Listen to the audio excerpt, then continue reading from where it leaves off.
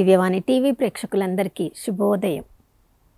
యేసుక్రీస్తు పరిశుద్ధ నామంలో ప్రియులారా, మీ అందరికీ స్వాగతం, సుస్వాగతం.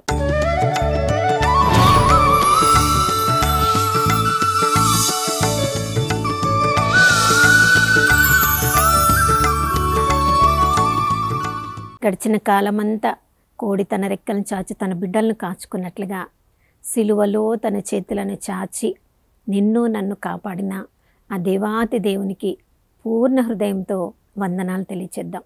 ప్రియులారా, దేవుడు నిత్యమైన దేవుడు, సత్యమైన దేవుడు.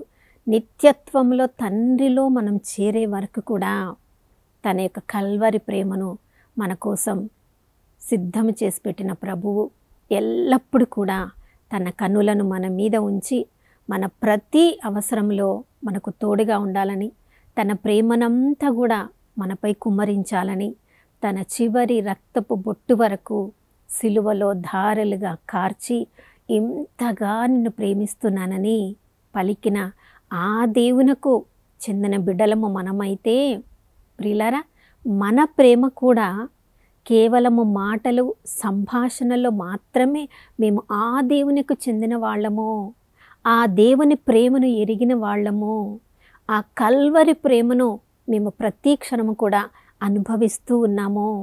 మా పాప శాపములలో మేము కొట్టుమిట్టాడుతున్నప్పుడు మా కొరకు ఈ లోకానికి వేంచేసి వచ్చిన ఆ యేసుక్రీస్తు ప్రభుల వారి ప్రేమను మేము అనుభవిస్తున్నాము అని కేవలము మన మాటల్లో సంభాషణలో మాత్రమే చెప్పడం కాదు, కానీ మన ప్రేమ మన చేతలలో కూడా చూపించబడాలి.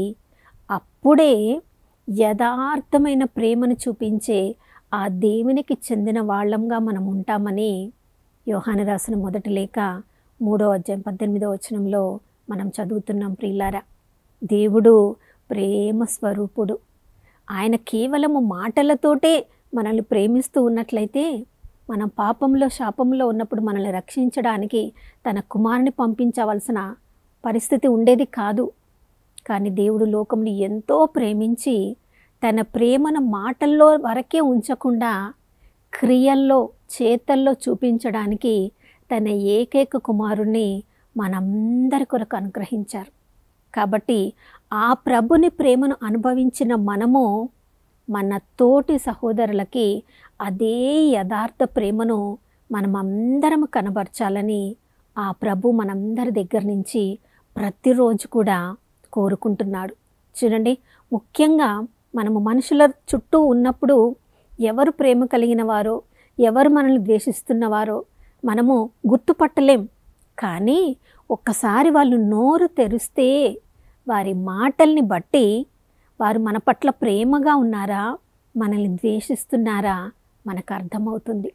అవును ప్రియులారా, అందుకనే ఎఫెసీయులకు రాసిన లేఖ 4వ అధ్యాయం 29వ వచనంలో మనం చదువుతున్నాము. మీ సంభాషణలలో దుర్భాషలు రానియకుండా అది విను వాళ్ళందరికీ కూడా మేలు కలుగునట్లుగా మన సంభాషణలు ఉండాలంట. సందర్భమును బట్టి మాత్రమే మనం మాట్లాడాలి. అప్పుడు ఆ సందర్భమును బట్టి మనం మాట్లాడుతున్నప్పుడు అది ఎవరెవరు వింటున్నారో వాళ్ళందరికీ దేవుడే వాళ్ళకి అనుగ్రహము కలిగించినట్లుగా ఆ పరిస్థితిని బట్టి ఏ పరిష్కారం వాళ్ళకి కావాలో మన మాటల ద్వారా వాళ్ళకి తెలియచేస్తాం. కానీ కొన్నిసార్లు మన సంభాషణలు ఎలా ఉంటాయి? 50వ కీర్తన 17వ వచనం నుంచి మనం చదువుతున్నాము. మనం ఇతరుల గురించి చెడుగా చెప్తూ ఉంటామంట, ఇతరుల గురించి కొండెములు చెప్తూ ఉంటాం, ఇతరులలో ఉన్న లోపాలను ఎత్తి చూపిస్తూ ఉంటాం. మన తల్లికి పుట్టిన వానికి కూడా వానిలో ఉన్న తప్పులను కూడా మనం ఎత్తి చూపిస్తూ ఉంటాం.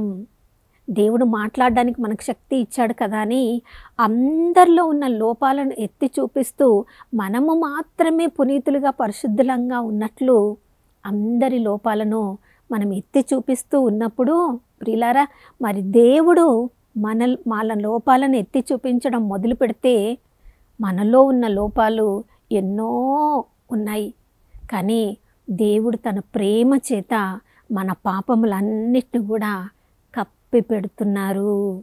అందుకనే నోరు మంచిదైతే ఊరు మంచిది అంటారు. ప్రియులారా, ఎవరో మనల్ని ద్వేషిస్తున్నారని, ఎవరో మన గురించి చెడుగా మాట్లాడుతున్నారని మనం వారి గురించి చెడుగా మాట్లాడడం మొదలు పెడితే వాళ్ళు కూడా మన గురించి చెడుగా మాట్లాడతారు. మనం ఇతరుల గురించి వాళ్ళు మనల్ని ద్వేషించినప్పటికీ, వాళ్ళు మన గురించి చెడుగా మాట్లాడినప్పటికీ, మనము దేవుని ప్రేమను అనుభవిస్తున్నాం కాబట్టి మనం ఇతరుల గురించి మంచిగా మాట్లాడితే మనము వేసిన మంచి విత్తనము మంచి పంటను మనకిస్తుంది. మనం వారి గురించి మంచిగా మాట్లాడుతున్నాం, విన్న వాళ్ళు వాళ్ళ తప్పును తెలుసుకొని మన గురించి వాళ్ళు, మన ప్రేమను వాళ్ళు అర్థం చేసుకోవడం మొదలు పెడతారు. వాళ్ళు కూడా మంచిగా మన గురించి మాట్లాడడం మొదలు పెడతారు. మరి ఆరంభించవలసింది మనమే కదా. ఒక ఆఫ్రికన్ సామెతను ఇలా నేను చదివాను ప్రియులారా. చూడండి, మనం అడవిలోనికి కట్టెలు కొట్టుకునే వాళ్ళని చూసినప్పుడు వాళ్ళ చేతిలో తప్పకుండా గొడ్డలి ఉంటుంది కదా. ఆ గొడ్డలి పనేంటి? ఆ యొక్క కట్టెలు కొట్టేవాడు గొడ్డలితో ఏ ఏ చెట్టును నరుకుతున్నాడో ఆ పని తను చేసినంత వరకు ఆ గొడ్డలి ఆ వ్యక్తికి సహకరిస్తూనే ఉంటుంది. కానీ సాయంత్రం ఇంటికి వచ్చినప్పుడు ఆ గొడ్డలికి ఏమైనా గుర్తుందా? ఏ ఏ కొమ్మను కొట్టాను, ఏ చెట్టును కొట్టాను, ఏ అడవిలో కొట్టాను? గొడ్డలికి గుర్తుకుండదంట ప్రియులారా. కానీ ఆ చెట్టుకు మాత్రము ఏ గొడ్డలి తనను నరికిందో బాగా గుర్తుంటుందంట. మన జీవితంలో ఎన్నెన్నో మాటల ద్వారా ఎంతోమందిని బాధ పెడుతూ ఉంటాం, ఇతరులను లోపాలను ఎత్తి చూపిస్తూ ఉంటాం. కానీ మనం చెప్పి మర్చిపోతాం. కానీ ఆ బాధను అనుభవించిన వాళ్ళు చూడండి, వాళ్ళు మనల్ని మన్నించకపోతే జీవితాంతం వరకు కూడా వాళ్ళ దాన్ని గుర్తుపెట్టుకొని దాని గురించి బాధపడుతూ ఉంటారు. నా ప్రియ సహోదర సహోదరి, మన యథార్థ ప్రేమ కేవలం మాటల్లో కాదు, చేతల్లో చూపించాలంటే మొదట మన మాటలు సరిచేయబడాలి. దేవుడు మన గురించి ఎంత ప్రేమ కలిగిన మాటలు మాట్లాడుతున్నారో మనం మన సోదరుల పట్ల అలాగే ప్రేమ కలిగిన మాటల్ని మాట్లాడడానికి మనము నేర్చుకోవాలి. రెండవది ప్రియులారా, ఎంత ఎక్కువగా మనం ఇతరుల పట్ల మాటల్లో మనం ఇతరుల పట్ల మా ప్రేమను చూపించినప్పటికీ మన యొక్క అహంభావముతో, గర్వముతో ఇతరుల ముందు మన భావోద్రేకాలను చూపించినప్పుడు అది మనకి వారి పట్ల ఉన్న ప్రేమను కాదు, వారి మీద ఉన్న అధికారాన్ని చూపిస్తుంది. కానీ ప్రభు ఏమంటున్నాడు? రోమీయులకు రాసిన లేఖ 12వ అధ్యాయం 3వ వచనంలో, ఔచిత్యమునకు అతిక్రమించి మిమ్మల్ని మీరు గొప్పగా చెప్పుకోవద్దు. ప్రియులారా, ఏదైనా మంచితనం మనలో ఉందంటే అది మనం సంపాదించుకున్నదా? మనం సొంతగా మనం ఖర్చు పెట్టి కొనుక్కున్నదా? అది దేవుని కృప మన మీద కుమ్మరించబడింది కాబట్టే మనం ఇతరుల మీద ప్రేమ చూపించగలుగుతున్నాం, ఇతరులకు అన్ని మంచి చేయగలుగుతున్నాం, ఏదైనా తలాంతుని కలిగి ఉన్నాం, ఏదైనా నేర్పరితనం కలిగి ఉన్నాం. ఆ మంచి గుణాలు మనకి ఉన్నాయి కాబట్టి మనల్ని మనం గొప్పగా చేసుకోకూడదు. అది దేవుడిచ్చిన అనుగ్రహం అని వినయము కలిగి ఉండాలి. ప్రతిరోజు కూడా అనకువ వినయం అనే వస్త్రాన్ని మనము ధరించాలి అని పేతురు రాసిన మొదటి లేఖ 5వ అధ్యాయం 5వ వచనంలో చెప్తున్నాడు. అహంకారులను దేవుడు ఎదిరించును. ఎవరెవరైతే అనకువ కలిగి ఉంటారో దేవుడు వాళ్ళని పైకి లేపును. అంతేకాదు ప్రియులారా, మనము ఇతరుల పట్ల ఎంత ఉదారంగా ఉన్నామో, ఇతరులకు సేవ చేయడానికి ఎంత త్వరితగతిని మనము మన సమయాన్ని వెచ్చిస్తున్నామో దాన్ని బట్టి కూడా దేవుని ప్రేమను మనం ఇతరుల సోదరులకు వారి పట్ల ఉన్న యథార్థ ప్రేమను మనము చూపించవచ్చు. చూడండి, ఎలిజబెత్ అమ్మ గర్భం ధరించిందని తెలిసిన వెంటనే మరియ తల్లి హుటాహుటిన ఆ కఠినమైన మార్గంలో ప్రయాణించి ఆమె కూడా గర్భం ధరించి ఉన్నది అయినప్పటికీ తన యొక్క సోదరికి ఆమె సహాయం చేయడానికి వెంటనే అక్కడికి వెళ్ళిపోయింది. నేను దేవుని తల్లి అనే గర్వం ఆమెలో లేదు, కానీ నేను సేవ చేయాలి, నా సహాయం అక్కడ అవసరం, నేను ప్రేమ చూపించాలి. అది ప్రియులారా, ఇతరులను అర్థం చేసుకోవడం, ఇతరుల వలె మనము ఆ పరిస్థితుల్లో మనల్ని పెట్టుకుంటే చూడండి, లూకాసు వార్త 6వ అధ్యాయం 36వ వచనంలో మనం చదువుతున్నాం, మన పరలోకపు తండ్రి ఎలా కనికరము కలవాడో మనం కూడా ఇతరుల పట్ల కనికరము కలిగి ఉండాలి. 35వ వచనంలో చదువుతున్నాం. ఇతరులు మనల్ని ద్వేషించారని మనం కూడా ఇతరులను ద్వేషిస్తే వాళ్ళకి మనకి ఇక తేడా ఏంటి? మనము దేవుని ప్రేమను మనం అనుభవిస్తే ఆ ప్రేమను, కనికరాన్ని మనం ఇతరులకు కూడా పంచిపెట్టాలి. ఇతరులతో మాట్లాడడం ద్వారా, ఇతరులకు సహాయం చేయడం ద్వారా మనము మన యథార్థ ప్రేమను చూపిస్తున్నప్పుడు ఇతరులతో సమయాన్ని కేటాయించడానికి కూడా మనం ప్రయత్నించాలి. ప్రతిరోజు మన బిజీ పనుల్లో మనం లక్షల కోట్లు డబ్బులు సంపాదించి ఎవరితో మనం సమయాన్ని గడపకపోతే మన జీవితము వెలితిగా మారిపోతుంది. మన ప్రేమను ఎవరికి కూడా మనం పంచిపెట్టలేం. అందుకనే ప్రతిరోజు కూడా దేవుని ప్రేమను అనుభవించడానికి దేవుడితో సమయాన్ని గడపాలి. ఆ దేవుని దగ్గర నుంచి వచ్చిన ప్రేమను, అనుభవించిన ప్రేమను మనుషులకు పంచిపెట్టడానికి మనుషులతో మనము సమయాన్ని గడపాలి. అవును ప్రియులారా, మనుషులతో మనం మాట్లాడగలిగితేనే కదా వాళ్ళ సమస్య ఏంటో మనం తెలుసుకుంటాం. అప్పుడు వాళ్ళ కోసం మనం ప్రార్థన చేయగలుగుతాం. వారి సంతోషం ఏంటో తెలుసుకుంటాం. ఆ సంతోషంలో మనం పాలు పంచుకుంటాం. వారి దుఃఖం ఏంటో తెలుసుకుంటాం. ఆ దుఃఖంలో మనం పాలు పంచుకుంటాం. ఇతరులకు సమయం లేనప్పుడు ఇతరులను మనం ప్రేమిస్తున్నాము అని ఎలా మనం చెప్పగలం? దేవుడు మనల్ని ప్రేమిస్తున్నాడని చెప్పడానికి గుర్తుగా తన ఏకైక కుమారుని పంపించి తన ప్రాణాన్ని మన కొరకు ధారపోయేలా చేసి దేవుడు తన ప్రేమను క్రియల్లో చూపించారు.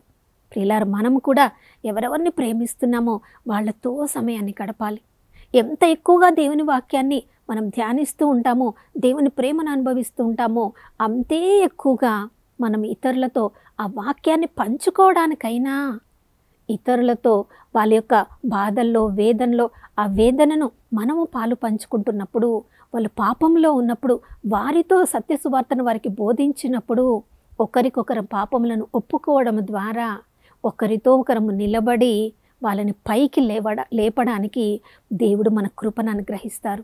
అంతేకాదు ప్రియులారా, ఎవరెవరైతే బాధలలో ఉన్నారో, వేదనలలో ఉన్నారో వారి భారమును మోయడానికి కూడా మన ప్రేమను వాళ్ళకి ప్రకటించడం ద్వారా, ఒక చెయ్యిని అందించడం ద్వారా వాళ్ళ భారంలో కూడా మనము పాలు పంచుకోవడానికి ప్రభు ఈ ఉదయకాలంలో మనందరినీ ఆహ్వానిస్తున్నారు. మన అధికారులను మనం ప్రేమిస్తున్నామంటే దేవుని చిత్తం లేనిదే ఎవరి అధికారంలో, ఎవరి ఆధీనంలో మనం ఉండం ప్రియులారా. వాళ్ళు ఎవరైనా కావచ్చు, మన అధికారులు. వారికి విధేయించడం ద్వారా వారిలో ఉన్న ఆ దేవునికి, మనల్ని ప్రేమించిన దేవునికి, వారిని మనల్ని అధికారులుగా చేసిన దేవునికి మనము విధేయించిన వాళ్ళం అవుతాము. మన విధేయతను చూసి దేవుడు, ఒకవేళ అధికారులు కఠినులుగా అయితే మన ప్రేమను అనుభవించిన వాళ్ళు, వారి కఠిన హృదయము మారిపోవచ్చు. వారు కూడా ప్రేమగల వ్యక్తులుగా మారవచ్చు. కాబట్టి ఈ ఉదయకాలంలో నా ప్రియ సహోదర సహోదరి, మనమందరము కూడా ఆ దేవుని ప్రేమను అనుభవించిన వాళ్ళమే. మరి ఆ ప్రేమను కేవలం మాటల్లో, సంభాషణలో మాత్రమే కాకుండా మన క్రియల్లో యథార్థ ప్రేమను చూపించడానికి ఈరోజు మన మాటలు ఎలా ఉన్నాయి, మనం ఇతరులతో ఎంత సమయాన్ని గడుపుతూ ఉన్నామో, దేవునితో ఎంత సమయాన్ని గడుపుతూ ఉన్నామో, ఉదారత, వినయము అనే వస్త్రాన్ని మనము వేసుకొని ఉన్నామా, మన అధికారులకు మనం ఎలా విధేయిస్తున్నామో, ఇతరులు కష్టంలో, నష్టంలో ఉన్నప్పుడు వాళ్ళ భారాన్ని ఎలా మనం భరించడానికి సుముఖత చూపిస్తున్నామో, వీటన్నిటిని గురించి ఉదయకాలమే ధ్యానించుకొని మనలో ఏదైనా లోపము ఉంటే ఆ లోపాన్ని, అవిధేయతను మనం ప్రభు ముందు ఒప్పుకొని, ప్రవ్వా నూతన అభిషేకం నాకు దయచేయండి ప్రవ్వా, నేను కూడా యథార్థ ప్రేమతో ఈరోజు అందరినీ ప్రేమించాలని, అటువంటి కృపను అనుగ్రహించమని ప్రార్థించుకుందాం. నాతో కలిసి ప్రార్థించండి. పరిశుద్ధమైన దేవానికి స్తోత్రములు తండ్రి. ప్రభా, మేము పాపంలో, శాపంలో కొట్టుమిట్టాడుతూ ఉన్నప్పుడు ప్రభా, పరలోకపు తండ్రి, మీరు మమ్మల్ని ఎంతగానో ప్రేమించి మీ ఏకైక కుమారుని ప్రసాదించుట ద్వారా అంతగా మీరు మమ్మల్ని ప్రేమిస్తున్నారని కేవలం మాటల్లో కాదు కానీ క్రియల్లో నైనా మాకు రక్షణ అనుగ్రహాన్ని, ఆనందాన్ని దయచేశారు ప్రభా. మీకు స్తోత్రం. ఆ రక్షణ ఆనందాన్ని అనుభవిస్తున్న మేము ఇతరుల పట్ల కూడా నైనా అదే యథార్థ ప్రేమను ప్రకటించడానికి నైనా మా కృపను అనుగ్రహించండి. ఈరోజు మా మాటలను నూతనీకరించండి. నాయన ఇతరుల భారాన్ని పంచుకోవడానికి మాకు మంచి హృదయాన్ని అనుగ్రహించండి. నాయన ఇతరులతో సమయాన్ని గడపడానికి ప్రభా, మీతో సమయాన్ని గడపడానికి, మీ వలె కనికరము కలిగి ఈ లోకంలో జీవించడానికి, మమ్మల్ని మేము హెచ్చైన వారిగా కాకుండా ప్రభా, మమ్మల్ని మేము తగ్గించుకొని ప్రభా అందరినీ హెచ్చించడానికి, అందరిలో మీ ప్రేమను చూడడానికి, మీ ప్రేమను చూపించడానికి ఈరోజు నూతన కృపావర్షాన్ని మా అందరి మీద కుమ్మరించమని యేసయ్య పరిశుద్ధ నామములో అడిగి వేడుకొనిచున్నాము తండ్రి, ఆమేన్. అవును ప్రియులారా, రోమీలకు రాసిన లేఖ 12వ అధ్యాయం 21వ వచనంలో మనం చదువుతున్నాం, మేలు చేత కీడును జయించాలి. ఎవరెవరో మనల్ని శత్రువులుగా భావించవచ్చు, కానీ మనం మాత్రము అందరిని మిత్రులుగా భావించి అందరికీ సహాయం చేయడం, అందరినీ ప్రేమించడం ద్వారా ఆ నిజమైన దేవుని వైపుకి అందరినీ ఆకర్షించుదాం. మరొక నూతన శుభోదయంలో మనం అందరం కలుసుకునే వరకు దివ్యవాణి టీవీని వీక్షిస్తూ ఉందాం. ఇమ్మానుయేలు, దేవుడు మనతో ఉన్నారు.